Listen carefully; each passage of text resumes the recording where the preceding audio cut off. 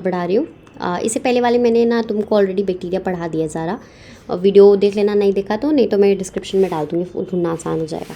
मेरा नाम शीतल सहगल है और let's start with kingdom Protista. तो मेरे पर्सनल इंस्टाग्राम से जुड़ सकते हो, नीचे डिस्क्रिप्शन में डाल दूँगी, और सब्सक्राइब भी कर देना।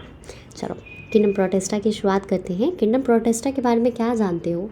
एक चीज़ तो भाई सब जानते हैं अब कि ये यूकैरियोटिक है। मैंने तुम्हें लास्ट क्लास में समझाया था ना कि 5 किंगडम क्लासिफिकेशन में से सिर्फ इकलौता ऐसा किंगडम जो प्रोकैरियोटिक था वो मोनेरा भाई सब का किंगडम था। मोनेरा माने बैक्टीरिया। बैक्टीरिया के हमने डिफरेंट प्रकार पढ़े थे, उसमें से हमने 2 कैटेगरी आर्की बैक्टीरिया पढ़ा, एक यू बैक्टीरिया पढ़ा।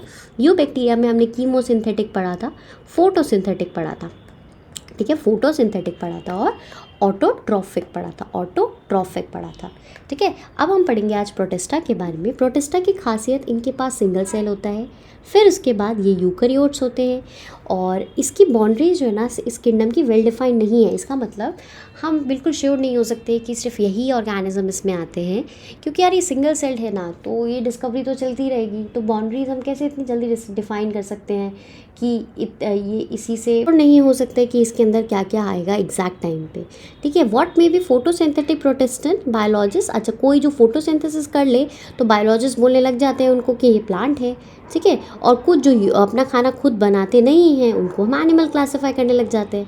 चलो इन तब भी हमने जैसे तैसे इसमें क्लासिफिकेशन कर दिया है, ठीक है। मतलब इसको फर्दर प्रोटेस्टा को ही फर्दर डिवाइड कर दिया है। पहला क्या है तुम्हारा क्रीसोफाइट्स, दूसरा क्या है डायग्नोफ्लैजेलेट्स, तीसरा क्या है यूग्लिनॉइड्स, चौथा है स्लाइम मोल्ड, और 5वां है प्रोटोजोआन्स। समझ गए? 5 किंगडम थे। कौन कौन से थे तुम्हारा किंगडम प्रोटेस्टा में? पहले है क्रीसोफाइट्स, दूसरा है डायग्नोफ्लैजेलेट्स, तीसरा यूग्लिनॉइड, चौथा स्लाइम मोल्ड, और 5वां प्रोटोजोआन्स, ठीक है। हम कौन सा चैप्टर पढ़ रहे हैं? सेकंड चैप्टर पढ़ रहे हैं। 5 किंगडम क्लासिफिकेशन है। पहला किंगडम क्या था? प्रोकैरियोटिक, और क्या नाम था उसका? मोनेरा, भूल ना जाना। और फिर उसके बाद बाकी चारों किंगडम यूकैरियोटिक है, हम भी यूकैरियोटिक में ही आते हैं। फिर प्रोटेस्टा की खासियत ये है कि ये यूनिसेलुलर यूकैरियोट्स होते हैं। अच्छा, जो तुम्हारा बचपन का दोस्त था ना, जो हम बचपन से इकलौता पढ़ते आ रहे हैं, अमीबा, AMOEBA, वो भी इसी किंगडम में आता है। चलो क्रीसोफाइट्स के बारे में स्टार्ट करते हैं। इनके अंदर डायटम्स आते हैं और गोल्डन एल्गी आते हैं, जिन्हें डेस्माइट भी कहा जाता है। ये इनके अंदर के मतलब लिविंग ऑर्गेनिज्म के ना नाम है। कंफ्यूज नहीं होना, परेशान नहीं होना। इस ग्रुप के अंदर डायटम्स आते हैं और गोल्डन एल्गी आते हैं, ठीक है। ये फ्रेश वाटर मिलेंगे। फ्रेश वाटर समझते हो ना, नदी का बहता हुआ पानी। मैराइन इन्वायरमेंट माने थोड़ा सा सलाइन इन्वायरमेंट में भी मिल जाते हैं। बहुत छोटे होते हैं यार, सोच लो ना, यूनिसेलुलर है तो बहुत ही छोटे होंगे। फिर उसके बाद ये फ्लोट करते रहते हैं पैसिवली, धीरे धीरे करके फ्लोट करते रहते हैं एज प्लैंकटन्स। प्लैंकटन समझते हो? पानी में ना छोटे छोटे बहुत ही यूनिसेलुलर ऑर्गेनिज्म रहते हैं। तो जब वो फोटोसिंथेसिस कर सकते हैं ना, तो उनको फाइटोप्लैंक्टन्स कहते हैं, प्लैंक्टन्स कहते हैं। और जब वो फोटोसिंथेसिस नहीं कर सकते तो उसको जू प्लैंक्टन्स कहते हैं। देखो इसको ना साइड में प्लैंक्टन्स, इसको साइड में लिख के रख लो, क्योंकि ये कहीं ना वर्ड यूज़ कर देते हैं, समझाते ही नहीं है क्या चीज़ है। तो फाइटोप्लैंक्टन्स क्या करेंगे? फोटोसिंथेसिस कर सकते हैं, और ये क्रीसोफाइट्स में आते हैं। क्रीसोफाइट्स प्रोटेस्टा में आता है, ठीक है। फाइटोप्लैंक्टन्स क्या है? छोटे छोटे लिविंग ऑर्गेनिज्म है। ये यूनिसेलुलर लिविंग ऑर्गेनिज्म है जो कि तुम्हें पानी में फ्लोट करते हुए दिखते हैं। अगर ये फोटोसिंथेसिस करेंगे तो ये फाइटोप्लैंक्टन हो जाएगा। अगर ये फोटोप्लैंक्टन हो जाएगा, अगर ये फोटोसिंथेसिस नहीं कर सकते तो ये जू प्लैंक्टन हो जाएगा, ठीक है। प्लैंक्टन्स और ये जो फाइकोप्लैंक्टन्स होते हैं ना, ये बहुत इंपॉर्टेंट होते हैं, क्योंकि मान लो ये अरबों फाइकोप्लैंक्टन सारे ओशंस पे तैर रहे हैं, ठीक है। और ये मैंने कहा ये फोटोसिंथेसिस कर सकते हैं, तो सोचो कितना सारा ऑक्सीजन प्रोड्यूस कर रहे होंगे, समझे। फाइटोप्लैंक्टन्स को खाते जो प्लैंक्टन्स है। चलो एक बार इसको क्लियर कर देते हैं। हाँ जी, देखो फिर उसके बाद आते हैं माइक्रोस्कोपिक होते हैं डायटम्स। अब डायटम्स के बारे में बात करें, सेल वॉल जो होता है तो वो सोप का डब्बा देखा तुमने, जहाँ पे जिसमें साबुन रखते हैं, वो डब्बा क्या होता है? एक डब्बे पे दूसरा डब्बा ओवरलैप कर रहा होता है, ठीक है। ऐसे ही डाई एटम्स का स्ट्रक्चर होता है, ऐसा ही स्ट्रक्चर क्या होता है, डाई एटम्स का स्ट्रक्चर होता है, सोप बॉक्स जैसा। इनकी वॉल्स में, इनकी जो वॉल होती है उनके अंदर तुमको मिलेगा सिलिका, उसमें क्या मिलेगा, सिलिका। तो ये जब मर जाते हैं ना तो इनकी बॉडी नहीं गायब होती, वो एज इट इज़ जमा होती जाती है, जमा होती जाती है और क्या बना देती है, डायएटोमेशियस अर्थ बना देती है। डायएटोमेशियस अर्थ माने एक बेसिकली इनकी डेड बॉडी का वो है, क्या कहते हैं, पाइलअप है, ठीक है, उसे डायटोमेशियस अर्थ कहते हैं। तो क्रीसोफाइट्स में पढ़ने वाली चीज़ क्या थी, प्लैंक्टन्स के बारे में तुमने पढ़ा। प्लैंक्टन्स क्या होते हैं, छोटे छोटे प्लैंक्टन्स, छोटे छोटे लिविंग ऑर्गेनिज्म होते हैं, यूनिसेलुलर होते हैं, फ्लोट करते रहते हैं पानी पे, फोटोसिंथेसिस कर सकते हैं। डायटम्स के बारे में पढ़ा। डायटम्स की जो होती है वॉल्स एक दूसरे में एम्बेडेड होती है। डायटम माने दो एटम, माने दो लिविंग ऑर्गेनिज्म, मतलब दो बॉडीज़ एक दूसरे में ओवरलैप्ड है।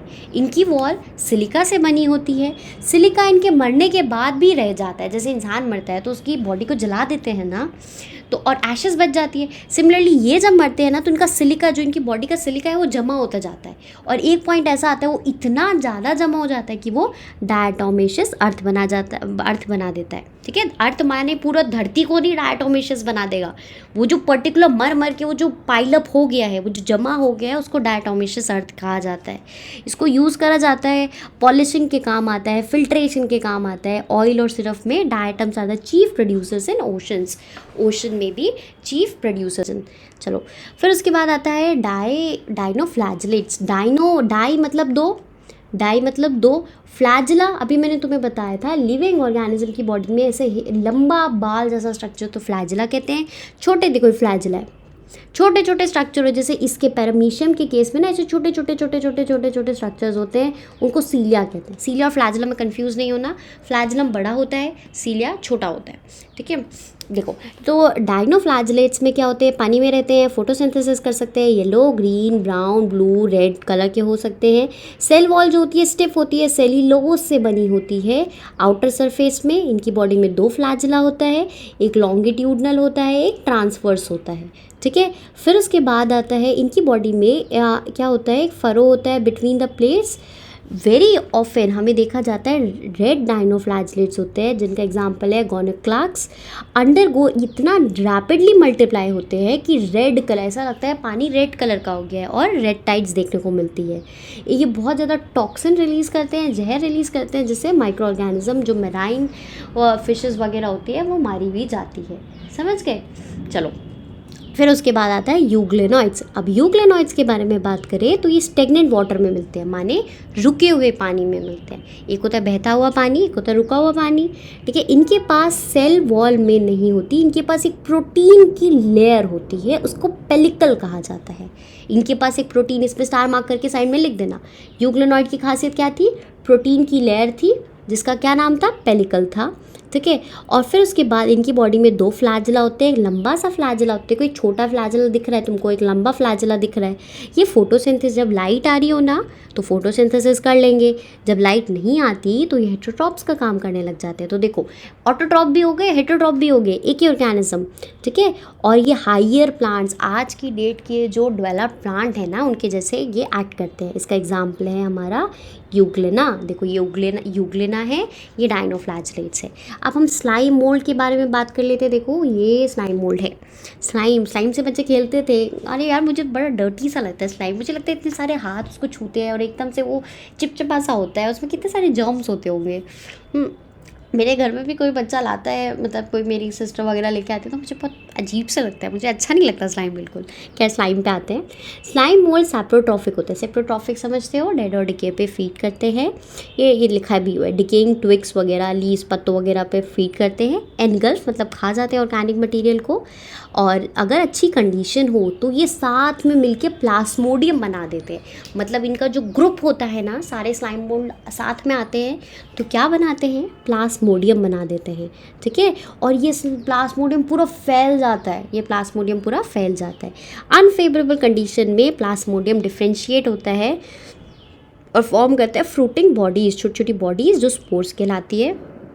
स्पोर्स के पास ट्रू वॉल होती है, ट्रू वॉल माने सेल्यूलोज की वॉल्स होगी।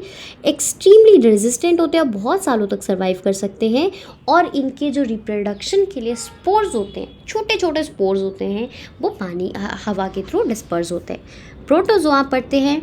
फिर प्रोटोजोआ के बारे में बात करें, हेटेरोट्रॉप समझते हो ना, अपना खाना खुद बना नहीं सकते, दूसरे पे डिपेंडेंट रहते हैं, प्रेडेटर्स की तरह रहते हैं और पैरासाइट्स की तरह रहते हैं। पैरासाइट्स जो दूसरों की बॉडी पे फीड करे, प्रेडेटर्स जो प्रे करे, ठीक है, प्रे करे एज ए शिकारी, ठीक है।